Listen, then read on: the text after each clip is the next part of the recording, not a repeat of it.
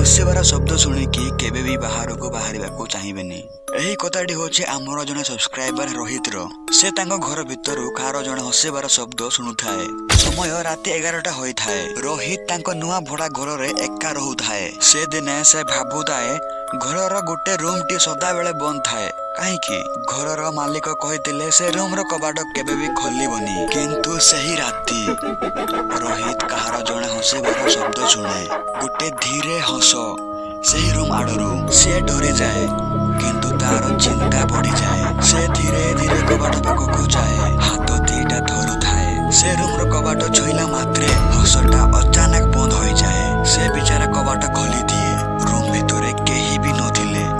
ସବୁ ଖାଲି। ସେ ପଛକୁ ଫେରୁଥାଏ। ସମସ୍ତ କବାଟ ଗୁଡିକ ବନ୍ଦ ହୋଇଯାଇଥାଏ। ଆଉ ତା ପଛରୁ କାହାର ଜଣେ କହିବାର ଶବ୍ଦ ଆସେ, ଏବେ ତୁ ଭିତରେ।